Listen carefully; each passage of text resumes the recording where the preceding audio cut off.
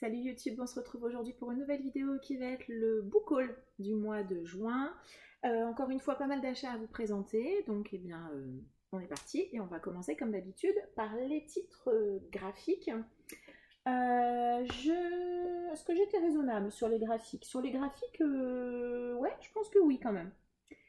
Tout d'abord, en suite de séries donc, que vous avez déjà vu à plusieurs reprises et que vous allez voir encore d'autres fois, je me suis d'abord pris le tome 3 de Escale à Yokohama de Hitoshi Ashinano. C'est publié chez Meian. C'est du manga tranche de vie un petit peu vintage où on va suivre Alpha, un robot qui tient un café. Voilà, donc on est sur ce genre de manga. D'ailleurs, je trouve que voilà, sur les deux premières pages, on voit clairement j'allais dire le type de manga qu'on va avoir, quelque chose d'un petit peu cocooning avec des parties un peu tranche de vie.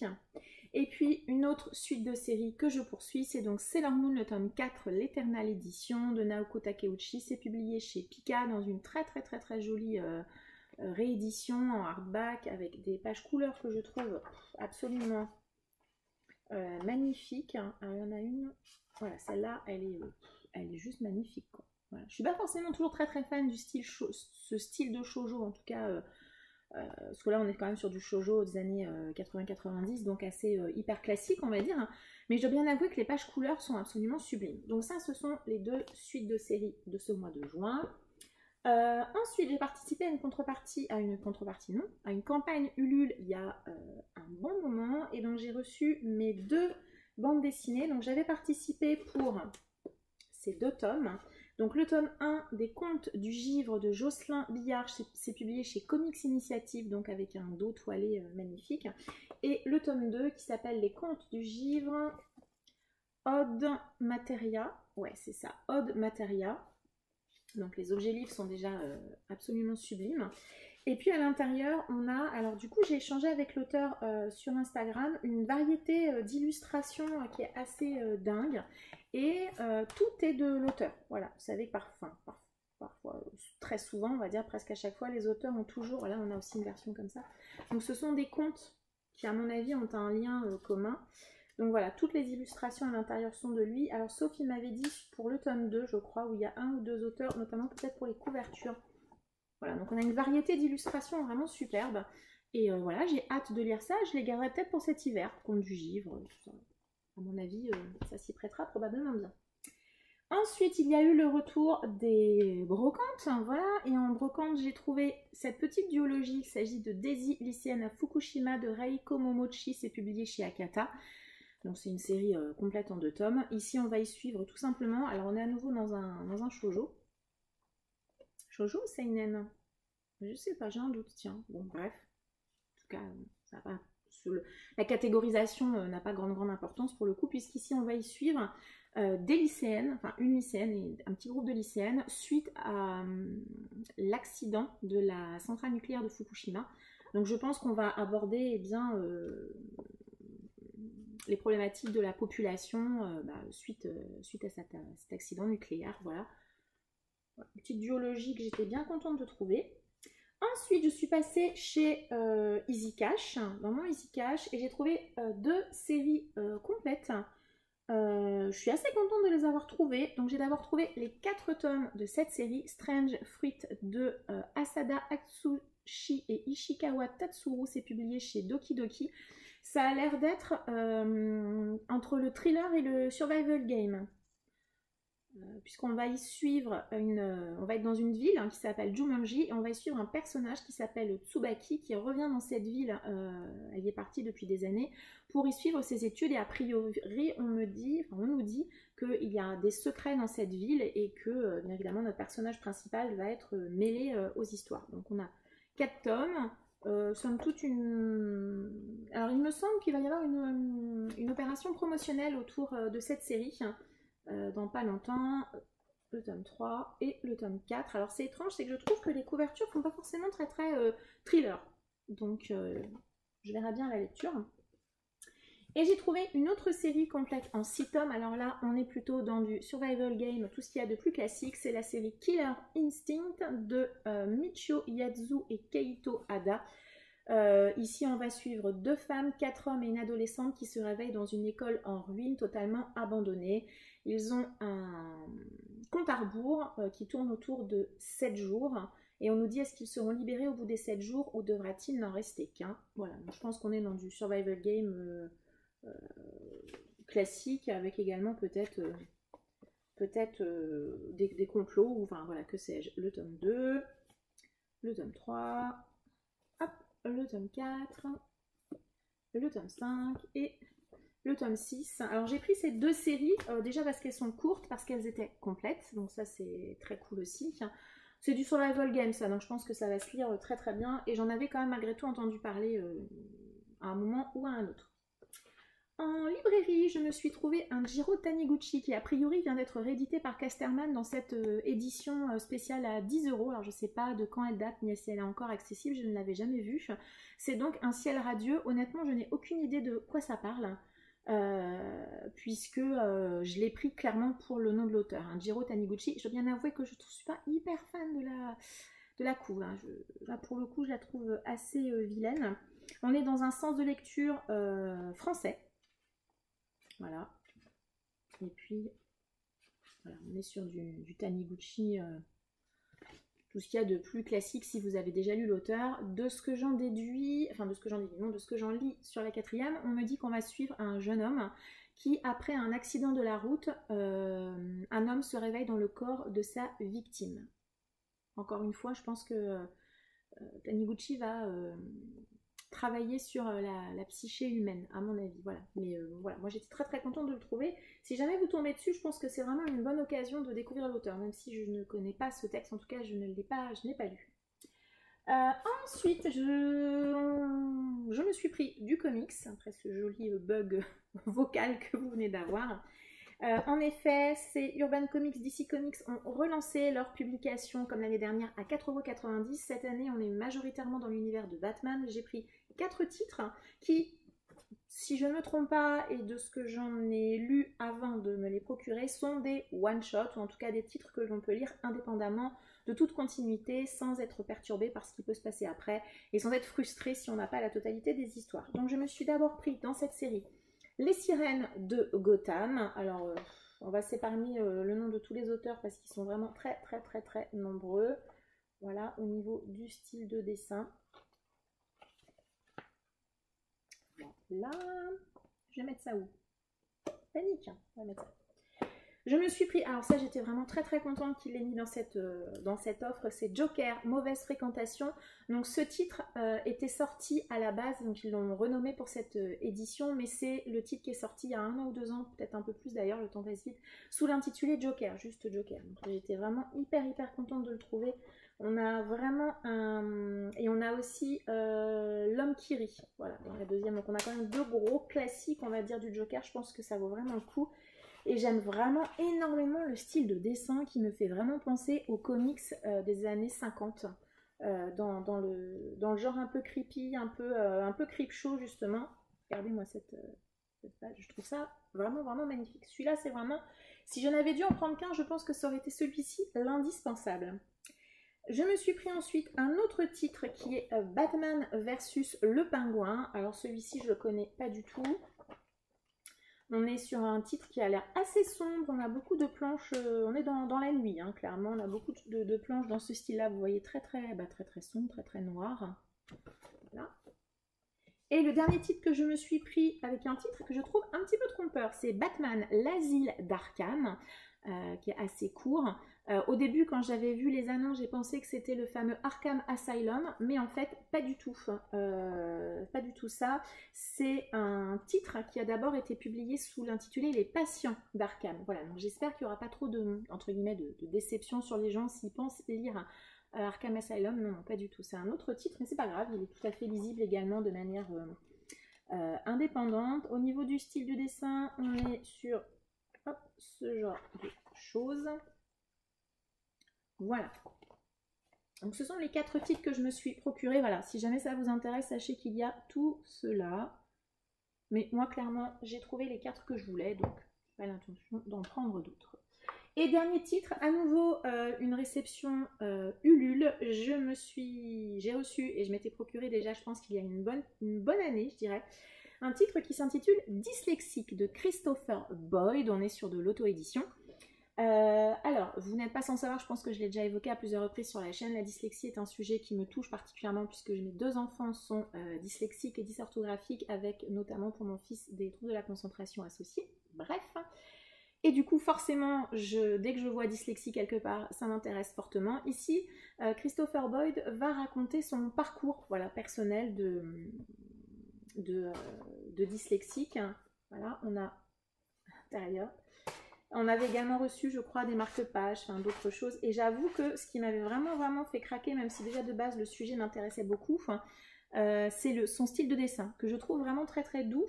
Et je l'ai feuilleté, je ne l'ai pas encore complètement lu, mais je trouve forcément, comme il parle, c'est presque du On Voices, voilà, il parle vraiment de ce qu'il connaît. Voilà, on avait des cartes et puis des marque-pages.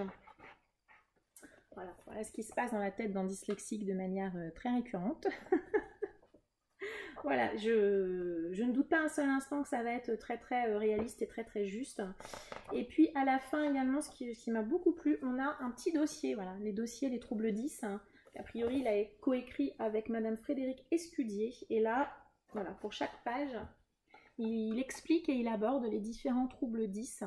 Et je trouvais ça vraiment très chouette. C'est vraiment super intéressant, très bien fait. Il parle également des TDAH, voilà, de manière assez courte mais concise, voilà, et je suis convaincue que ça va être vraiment très bien. L'objet livre, il est magnifique, très réussi. Si jamais la dyslexie est un sujet qui vous intéresse, je vous invite à fouiner. Alors je n'ai pas regardé s'il est dispo par exemple sur Amazon ou moi je l'avais pris sur la campagne. Je pense qu'en contactant directement l'auteur, il y a probablement moyen d'acheter cette très jolie bande dessinée sur un sujet qui moi me touche particulièrement et me touche forcément beaucoup. C'est terminé pour les graphiques. Vous avez vu que j'ai été, moi je dis plutôt raisonnable, vraiment, ça ne va pas durer, mais en tout cas là c'était raisonnable sur ce mois-ci. Je vais vous montrer les services presse que j'ai reçus. J'en ai reçu 4. Donc j'ai tout d'abord reçu de la part de la maison d'édition La Talente dans leur version poche, le premier tome de la série Zamal qui s'intitule Chronique de Tramoré de Ravière Négrité. C'est une série qui a été publiée il y a déjà quelques années en grand format. Donc là c'est une réédition en version poche, un bon moyen de remettre cette série à l'honneur. Je crois que c'est une série en 5 tomes, si je ne me trompe pas, de mémoire, pas révisé avant. Et le tome 2 sort, je dirais début septembre. Je crois que j'ai vu ça début septembre, donc voilà, si ce tome 1 vous intéresse, petit pavé.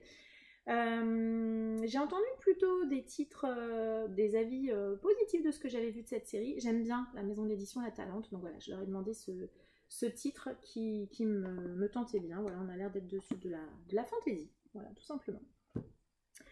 Ensuite, j'ai reçu de la part de l'auteur Christopher Evrard le tome 2 des Royaumes démoniaques, Le Feu des Vivants. Ici, c'est de l'auto-édition.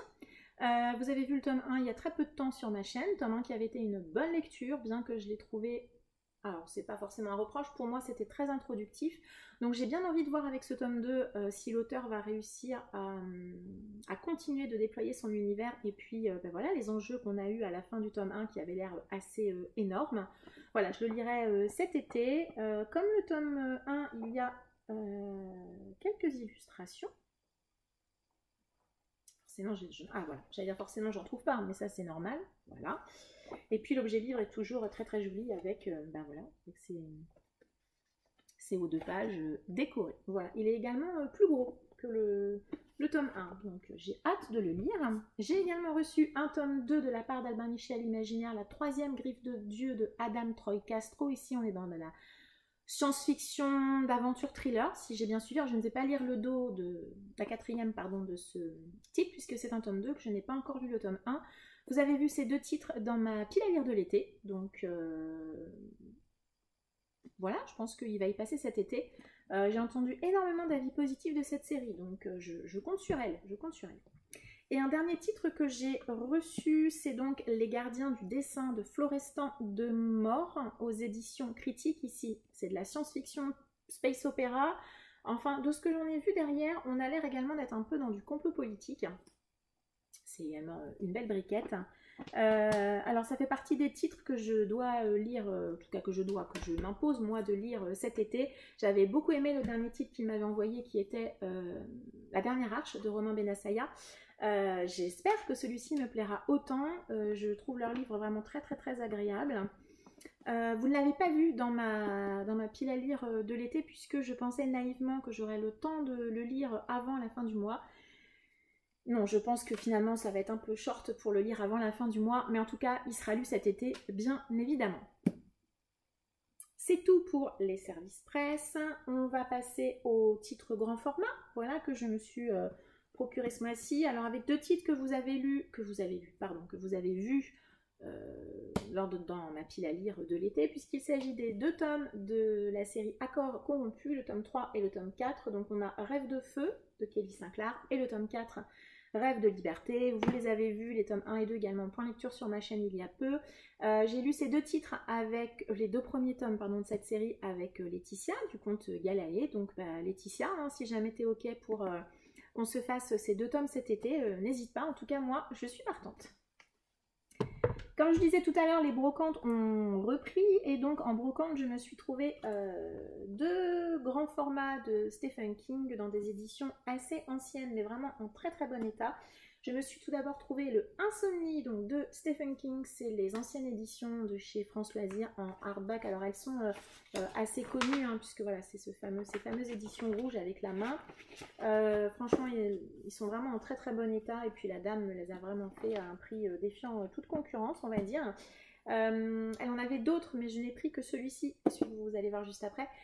Insomnie je l'ai pris parce que apparemment de ce que j'ai vu c'est plus ou moins un titre qu'il serait bon d'avoir lu avant de lire la série La Tour Sombre, sachant que voilà il va y avoir beaucoup de lectures communes autour de Stephen King dans les mois à venir et notamment à partir de décembre ou janvier, je ne sais plus, une lecture de la totalité de la saga La Tour Sombre et voilà du coup s'il faut l'avoir lu avant, en tout cas si c'est recommandé, moi vous savez je suis un petit peu psychorigide donc j'essaierai de me le caser avant. Ensuite, un deuxième titre de Stephen King, Dolores Claiborne, toujours dans ses vieilles éditions France Loisirs.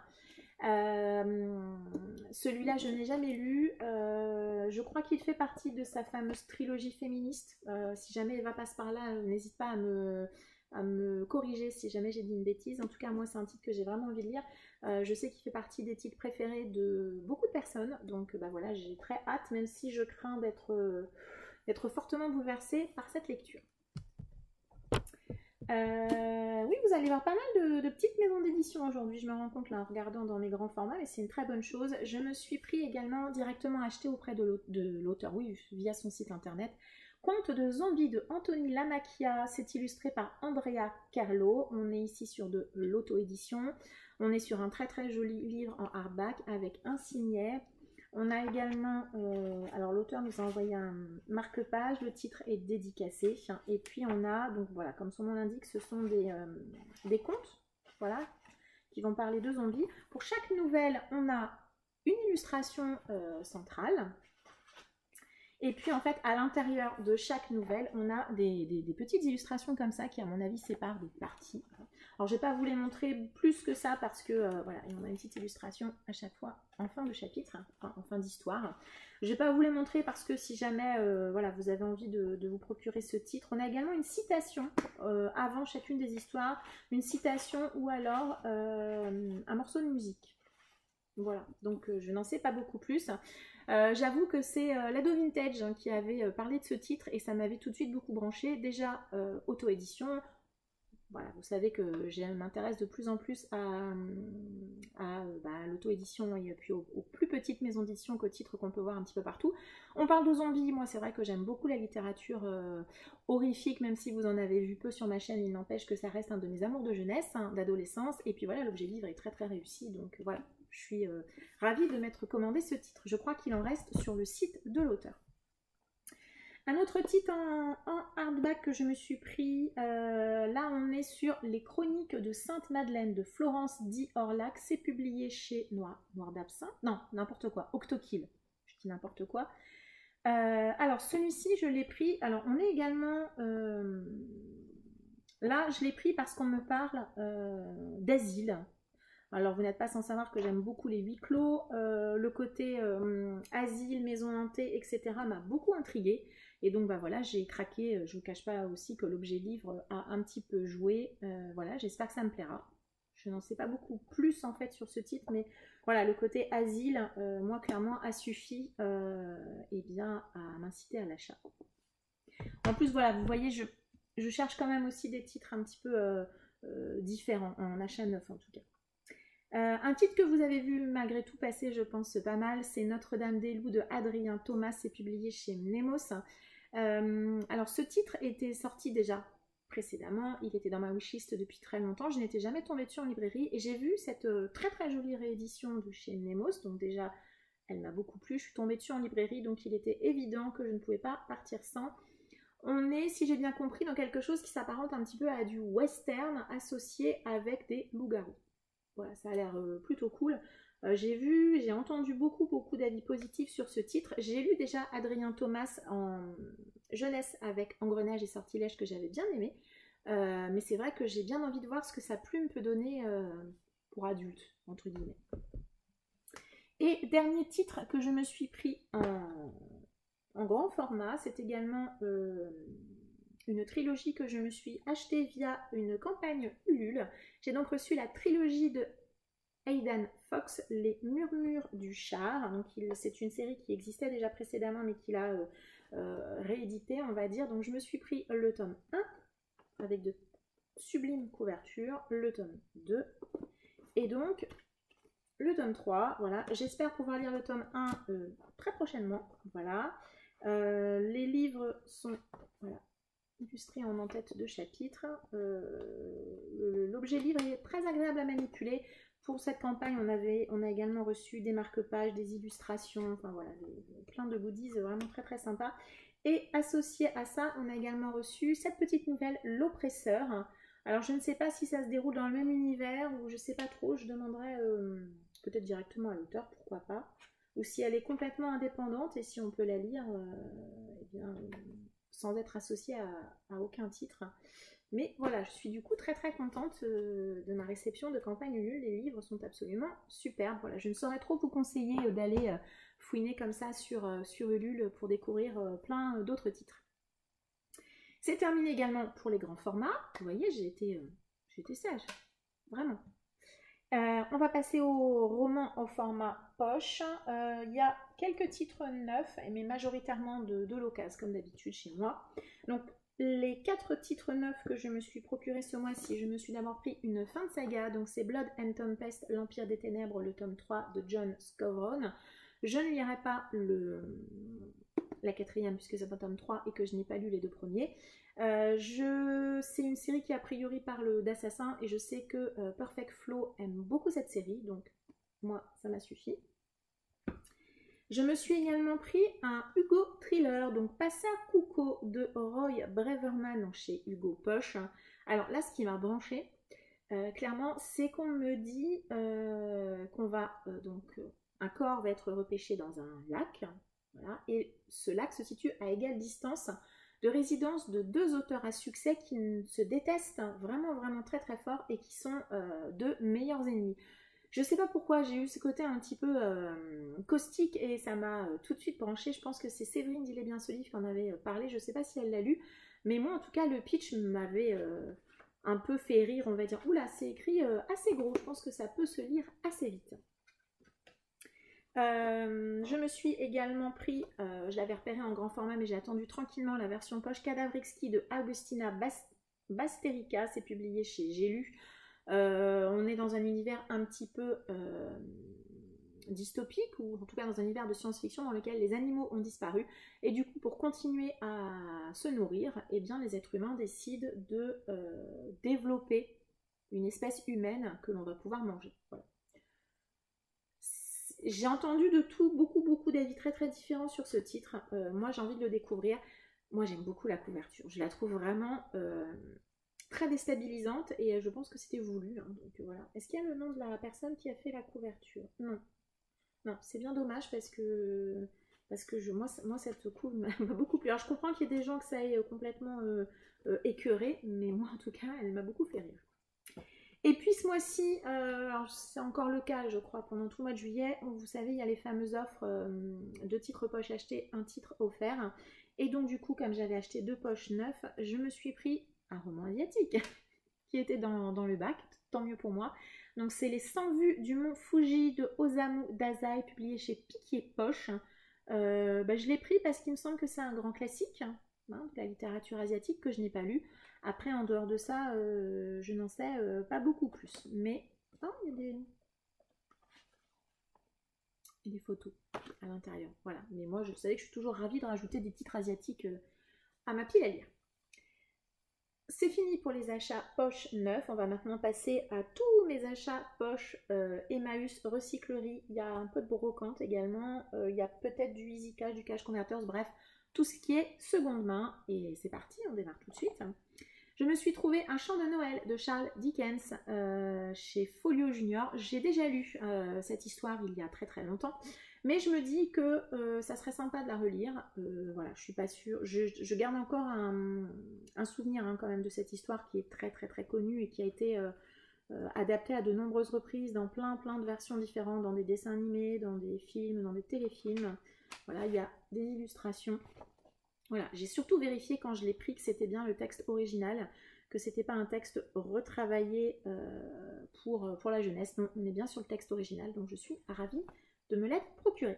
Toujours dans la série des grands classiques, je me suis trouvé le Horla de Maupassant dans une vieille édition du livre de poche. Il me semble que je l'ai lu, mais je n'en suis pas certaine, donc j'aimerais le relire. Alors, si je l'ai déjà lu, eh bien tant mieux, ça me fera une relecture, et si je ne l'ai jamais lu, eh bien ça sera une découverte. J'aime beaucoup l'écriture de Maupassant, que je trouve très accessible, même aujourd'hui. C'est pas une écriture complexe à appréhender. Et je suis ravie d'avoir trouvé ce titre, même si c'est une vieille édition, c'est pas très très. Toujours dans la série des vieilles éditions, je me suis trouvé ce titre, c'est donc Delirium Circus de Pierre Pelot, c'est la vieille édition, la vieille collection SF de chez J'ai lu. Bon alors la couve, clairement, je ne suis pas fan du tout. Pourquoi ce titre? Parce que Pierre Pelot, c'est l'auteur de La guerre olympique que j'ai lu pendant le mois d'avril, que j'avais adoré.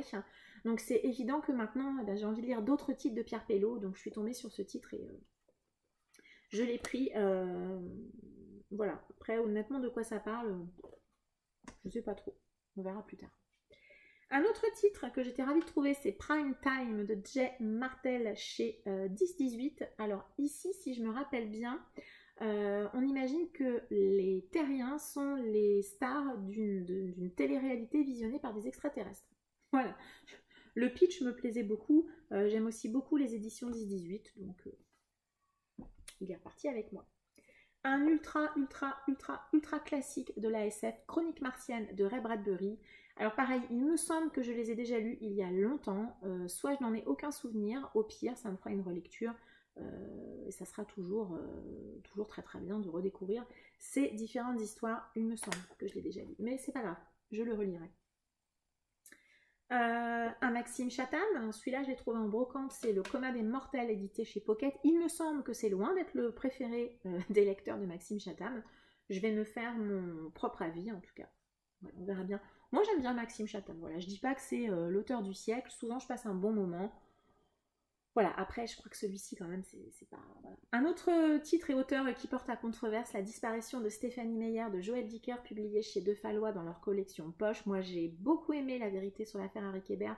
Mon coup de cœur de Joël Dicker, ça reste Le livre des Baltimore, et j'avais adoré Les derniers jours de nos pères.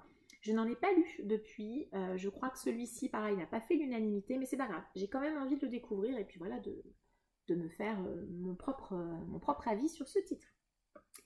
Un titre que je voulais lire depuis très longtemps, c'est Running Man, à nouveau de Stephen King, un univers dystopique où il y a une dictature qui s'installe aux États-Unis et du coup on utilise la télévision un peu dans l'idée de contrôle des masses, notamment avec cette épreuve du Running Man. Moi je ne l'ai jamais lu, je ne crois pas avoir vu de film non plus adapté, mais voilà, je suis ravie. Oula, c'est écrit également très très gros à l'intérieur. J'avoue que j'ai lu Marche ou crève de King que j'avais adoré, donc j'ai bon espoir que celui-ci soit de la même veine. Alors, je me suis pris également Route 666 de Roger Zelazny dans la collection Helios. Alors, vous vous dites, c'est quoi ce titre? Eh bien, en fait, il faut savoir que Route 666 a été une des inspirations du réalisateur de Mad Max. Donc, on est dans un univers dans lequel la violence est monnaie courante dans un monde complètement détruit. Et moi, j'aime énormément Mad Max. Il faut savoir que, pareil, Mad Max, c'est une de mes séries de films préférées. Et voilà, j'ai vraiment envie de découvrir ce roman. Est-ce que je vais y retrouver toute la folie qu'il y a dans les films? Mais voilà, moi je suis ravie de l'avoir trouvé en tout cas. J'ai également terminé une trilogie. Je me suis trouvé les 2 derniers tomes de la trilogie des ombres, je crois, d'Arnaldur Indridason. J'avais trouvé le premier tome, je ne sais plus quand. Alors je ne sais plus quel est le 2, quel est le 3, c'est pas grave. Alors le 2 c'est celui-ci, c'est La Femme de l'ombre, et le tome 3 c'est Passage des ombres. Voilà, du coup j'ai la trilogie. Je me dis que pour découvrir l'auteur, peut-être que je commencerai plutôt par cette trilogie-là que par la série avec l'inspecteur dont je ne retrouve pas le nom, qui est assez longue. C'est publié chez Point, aucune idée de quoi ça parle, je ne lirai pas les 4e, je l'ai pris pour l'auteur, en plus c'est un tome 2, un tome 3. J'ai clairement pas envie de me spoiler le tome 1. Un autre titre poche de Michel Pagel, Orage en terre de France, publié chez Helios. Pourquoi j'ai acheté ce titre? Allez-vous me dire, ce que je vais vous dire clairement, je n'ai aucune idée de quoi ça parle. Je l'ai pris à nouveau pour l'auteur. Michel Pagel, il faut savoir que c'est un auteur qui écrit plutôt, en tout cas de l'impression que j'en ai, du fantastique, de l'horrifique. Il est notamment connu, je vais mettre des guillemets, pour la comédie Inhumaine qui est ressortie il n'y a pas très longtemps en 2 énormes pavés chez Les Moutons Électriques, je crois. Donc voilà, quand j'ai vu ce titre-là, et voilà, a priori, on me dit qu'il y a un petit peu quand même de SF et de fantastique à l'intérieur. Il n'est pas très gros, je prends pas un gros risque. Donc voilà.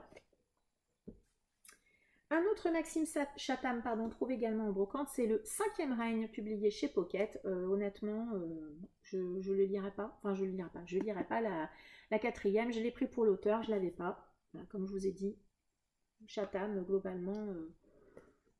moi ça passe bien, voilà, je passe un bon moment. Je dis pas que c'est le type de la littérature du siècle, mais en tout cas, à chaque fois que je le lis, je passe un moment sympathique. Un autre titre de science-fiction, c'est Barrière mentale de Poul Anderson, publié au livre de poche. Là, à nouveau, je l'ai pris pour l'auteur. A priori, Barrière mentale est le premier roman de Poul Anderson, et ici, on a également les nouvelles qui sont associées à cet univers. Donc voilà, Poul Anderson, c'est un monstre, un très très grand nom de la science-fiction que j'ai envie de découvrir. Donc voilà, je l'ai vu, je me suis dit, ça tombe bien. Un autre titre que j'ai trouvé et que j'étais ravie de trouver, c'est Replay de Ken Greenwood, un titre qui est dans ma wishlist depuis une éternité. C'est la version publiée chez Point.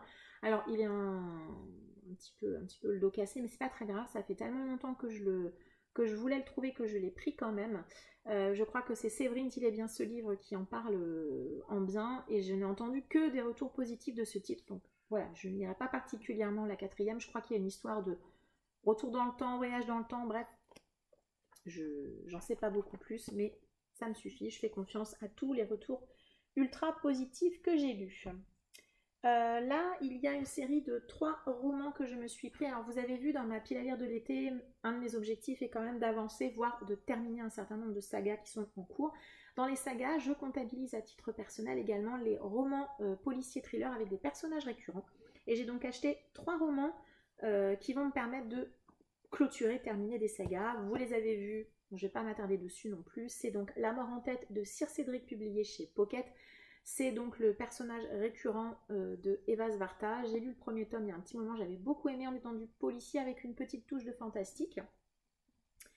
Je me suis pris également le tome 3 de la série avec Sarah Kerrigan, c'est donc L'île du diable de Thomas Beugles, c'est également chez Pocket. J'ai adoré Complot. Je vais vous montrer la taille du roman parce que j'avoue que je suis un petit peu inquiète quand je vois qu'il est beaucoup plus petit que Complot, mais bon, voilà. Vu la taille du livre, je pense qu'il sera lu. Je me fais quasiment aucun doute. Et je me suis pris un 3e tome également c'est une série avec Emily Roy et Alexis Castel. C'est donc 100 de Johanna Gustafsson. J'ai lu, comme je vous l'ai évoqué dans ma vidéo pile à lire de l'été. J'ai lu Bloc 46 qui est le premier tome il y a un petit moment, mais je n'en ai vraiment quasi aucun souvenir. Donc j'espère que le tome 2 et le tome 3, enfin surtout le tome 2, que ça ne me gênera pas trop. Enfin, je ne pense pas. Honnêtement, je ne pense pas. Ensuite, je me suis également trouvé, ça c'était en brocante, c'est Gun Machine de Warren Ellis publié au livre de poche. Ici, je l'ai pris pour le nom de l'auteur à nouveau, pour Warren Ellis, qui est un grand nom du comics. Et j'avoue que je ne me rappelle pas, je ne me souvenais pas qu'il avait écrit un roman. J'ai envie de voir ce que ça donne. Voilà, tout simplement. Donc je l'ai pris. Il est à nouveau pas très très gros. C'est du policier a priori, donc voilà, plutôt sympathique. Un autre policier que j'ai trouvé en brocante, qu'on a vu beaucoup passer l'année dernière, c'est Octobre de Soren Sveistrup, publié au livre de poche. Je ne vais pas m'attarder sur le résumé, on l'a vu partout, c'est clairement pour ça que je l'ai pris. Et puis voilà, Octobre, à mon avis, on devrait pouvoir le caser là, dans les mois à venir. Un autre titre que j'ai aussi pris pour l'auteur, clairement, c'est Dernier Sacrement de M.J. Arledge, publié chez 10-18. C'est un one-shot, donc il n'est pas du tout associé à l'autre série de l'auteur avec Amstramgram, etc. Je crois que Séverine, il est bien ce livre, n'a pas trop aimé ce titre, il me semble, mais bon.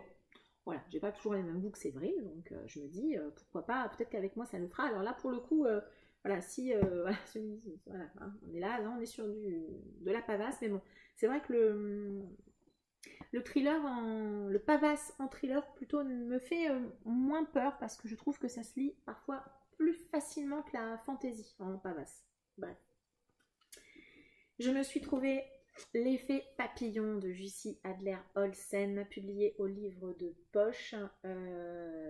Oui, j'ai regardé la quatrième, j'ai eu un doute tout d'un coup savoir si c'était un one-shot. Non, pas du tout, c'est un des tomes avec le département V. J'aime beaucoup le département V. Alors, pas forcément pour les enquêtes qui je trouve pas forcément incroyables, hein. On est sur des cold cases. Il n'y a que le tome 3, je crois, que j'avais adoré au niveau de l'enquête. Mais surtout pour les personnages, voilà, que Jussi Adler-Olsen a créé, l'équipe de flics que l'on a, elle est vraiment très très cool, et voilà, je suis vraiment ravie de l'avoir trouvé. Et le dernier roman de cette pile à lire, que je me suis trouvé également en occasion, celui-ci sur internet, c'est donc Les Naufragés de Veloa de Romain Benassaya. Il est sorti tout récemment chez Pocket. Vous le voyez partout en ce moment sur ma chaîne, Romain Benassaya, mais c'est vrai que c'est vraiment un auteur de SF que j'ai découvert cette année. Enfin, j'avais déjà lu l'année dernière, mais c'est vrai que la dernière arche, ça a confirmé que j'aimais vraiment beaucoup ce qu'il faisait. Et bah voilà, du coup, j'ai tous ces autres titres poche dans ma pile à lire, donc eh bien, il n'y a plus qu'à. Et voilà, c'était le dernier titre de ce book haul. Je ne sais pas où mon esprit était parti. Bref, le dernier titre de ce book haul du mois de juin. N'hésitez pas à me dire en commentaire s'il y a des titres parmi tous ceux que je vous ai présentés que vous avez lus, certains pour lesquels vous estimez qu'il faut absolument que je les sorte de ma pile à lire dans un délai très très court. Vous savez que certains peuvent y rester parfois très longtemps. Il y a certains autres titres que je vais essayer de lire prochainement, notamment bien évidemment les services presse. Je vous remercie d'avoir suivi cette vidéo. De la même manière, n'hésitez pas à me contacter sur Instagram s'il y a des titres que vous avez vus, que vous avez dans votre pile à lire et que vous avez envie que l'on lise ensemble. Je suis tout à fait ouverte aux lectures communes, pas de souci. Plutôt sur Instagram parce que c'est plus facile pour échanger. Je vous remercie de m'avoir suivi. Je vous souhaite une agréable journée et je vous dis à très bientôt. Ciao!